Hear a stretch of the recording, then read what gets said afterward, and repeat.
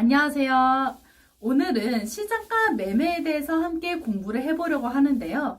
시장가 매매란 무엇인지, 어떻게 거래를 하는지, 거래할 때 주의사항은 따로 없는지, 장점에는 무엇이 있는지들에 대해서 알아보려고 합니다.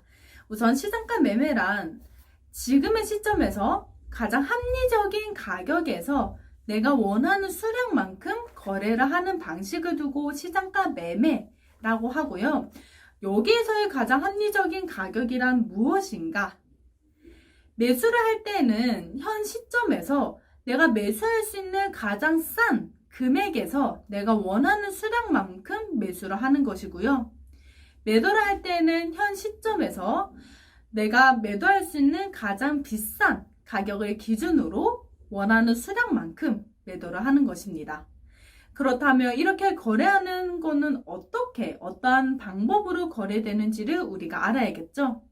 우선 우리가 매매하는 그 휴대폰의 어플들을 보시게 되면 지정가와 시장가 두 개로 나뉘어져 있어요. 지정가로 하시게 되시면 원하는 가격에 내가 10주를 사겠다라고 지정을 할 수가 있는 거고요. 시장가 매매라고 선택을 하시게 되시면 금액을 입력하는 칸에 입력을 못하게 되어 있어요. 다만 몇 주를 내가 거래를 할지 그 칸에 대해서는 입력을 할 수 있게 되어 있어요. 네, 가격이 중심이 아니라 여기에서는 주가, 주식 수를 기준으로 1순위, 우선순위 되어서 거래가 되는 게 바로 시장가 매매예요. 네, 우선 지금의 그림을 통해서 다시 한번 자세하게 설명을 해드리겠습니다. 제가 3,000주를 매수하려고 하는데 현 시점에서 거래되는 금액이 10,000원이에요. 그럼 이 10,000원을 기준으로 내가 가장 싸게 매수할 수 있는 금액인 10,050원에서 1,000주, 그리고 10,100원에서 2,000주, 총 3,000주가 매수가 되고요. 매도를 할 때에는 지금의 시점인 10,000원에서 가장 비싸게 매도할 수 있는 금액 10,000원에서 1,000주, 9,950원에서 1,500주, 그리고 9,900원에서 남은 500주가 마저 체결이 될 것입니다.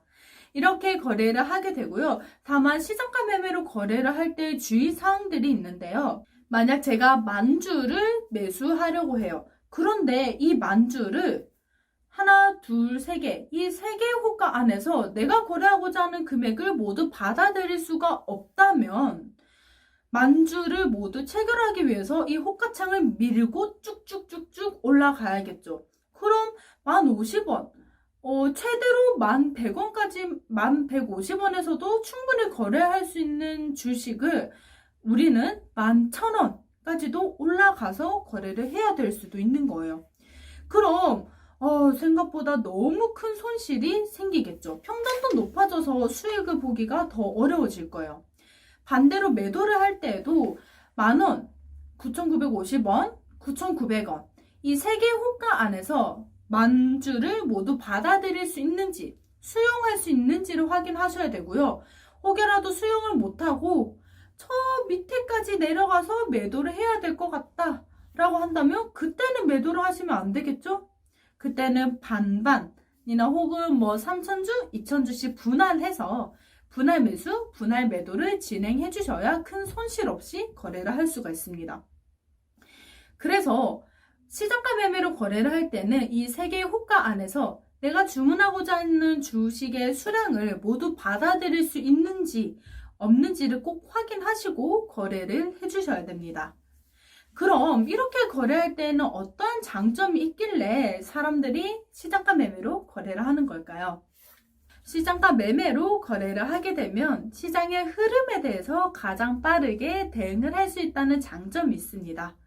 만약 대응을 하지 못하게 된다면 매도를 할 때 내가 현재 가지고 있는 종목에 큰 악재가 꼈다.